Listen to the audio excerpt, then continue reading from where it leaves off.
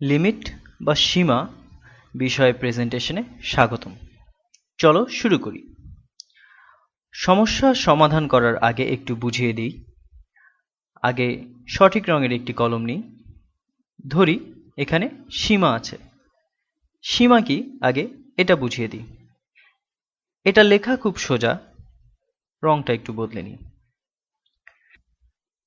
X square এক্সপ্রেশনের জন্য x এর সীমা 2 এর নিকটবর্তী। এখন এর মানে হচ্ছে এক্স এর মান যত 2 এর কাছে যাবে, এই এক্স স্কোয়ারের মান কিসের নিকটবর্তী হবে? এটা দেখলে অনেক সোজা মনে হবে। এখন আমি একটা গ্রাফ আঁকি। এই আঁকলাম। এক্স স্কোয়ার গ্রাফ দেখতে অনেকটা এই রকম হবে, তাই না? এখন যদি এক্স এর মান 2 এর সমান হয়, তাহলে y বা এই এক্সপ্রেশন এক্স স্কোয়ার এর মান 4 এর সমান হবে। সুতরাং সীমা হবে x যত 2 এর কাছাকাছি যাবে, দুই পাশ থেকেই, 2 এর ছোট সংখ্যাগুলো থেকে এবং বড় সংখ্যাগুলো থেকে। তো এক্স স্কোয়ারের মান কত হবে? তুমি বুঝতে পারছো সোজা হওয়া সত্ত্বেও আমরা এই নতুন নিয়ম কেন শিখছি? আমরা যত এই দিক থেকে 2 এর কাছে যেতে থাকবো, বা এই দিক থেকে, x এর মান 2 হলে এক্স স্কোয়ারের মান কত হবে? এক্স স্কোয়ার এর মান হবে 4। আমি এভাবে চিন্তা করি, তুমি যত এই রেখায় এক্স স্কোয়ারটার মানের কাছে যেতে থাকবে, এর মানে কি? এখানে হচ্ছে 4। তুমি হয়তো এখন বলছো, সালমান, এ তো মনে হচ্ছে অর্থহীন ধারণা। আমি হয়তো শুধু বলতে পারতাম এটা এক্স এর ফাংশন, আর যদি এক্স এর ফাংশন এক্স স্কোয়ারের সমান হয়, তাহলে 2 এর ফাংশন হবে 4 এর সমান। তাহলে সেটার কোনো মানেই হতো না। এখন আমি চেষ্টা করব যাতে তুমি চিন্তা করতে শুরু করো সীমার আসলে মানে কি। ধরো আমি বললাম এক্স এর ফাংশন সমান এক্স স্কোয়ার। যদি এক্স 2 এর সমান না হয়, ধরি এর মান 3 এর সমান যখন এক্স এর মান 2। এখানে কিছু পরিবর্তন হয়েছে, এটা একটা নতুন ফাংশন। তোমাকে এখন একটা প্রশ্ন করি, যখন এক্স তার ফাংশনের 2 এর কাছাকাছি যাচ্ছে, এটা এক্স 2 এর কাছাকাছি যাচ্ছে, তখন সীমা কি হবে? এটা কিন্তু এক্স পুরোপুরি হয়তো বোঝা যাচ্ছে না।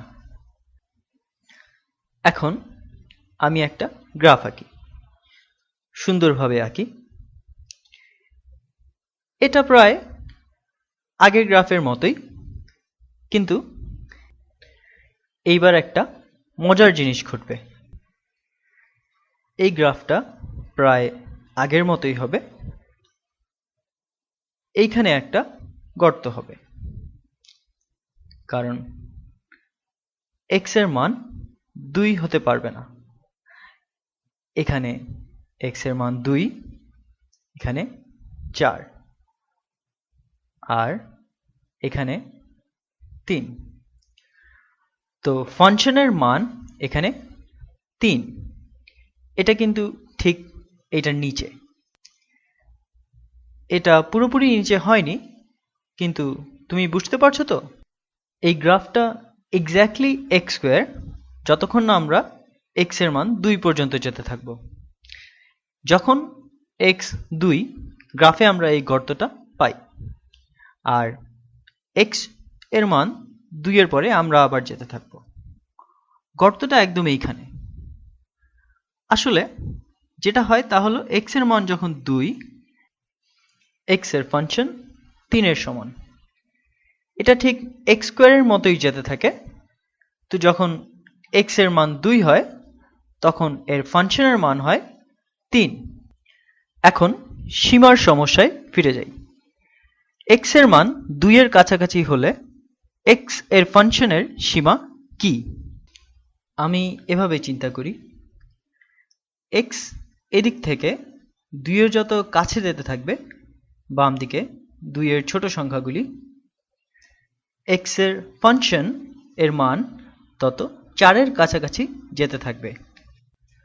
যদি তুমি এই বক্ররেখা ধরে যেতে থাকো, যত তুমি 2 এর ফাংশনের কাছে যাবে তুমি 4 এর তত কাছাকাছি যেতে থাকবে। একইভাবে তুমি ডান পাশ থেকে যেতে থাকো এই রেখা ধরে, এক্স এর ফাংশন এদিক থেকেও ধীরে ধীরে 4 এর কাছে যাচ্ছে।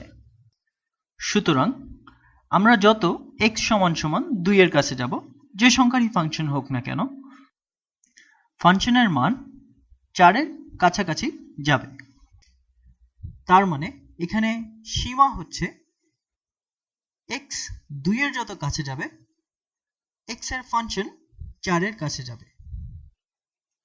এখানে মজার ব্যাপার হচ্ছে এই ক্ষেত্রে এফ অফ এক্স এর এক্স যতই 2 এর কাছাকাছি যাক না কেন তা এফ অফ 2 এর সমান হবে না।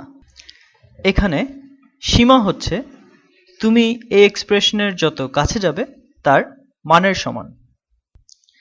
এখন তাহলে তুমি বুঝতে পারছো কেন সীমা এই বিন্দুতে ফাংশনের চেয়ে আলাদা একটা ধারণা।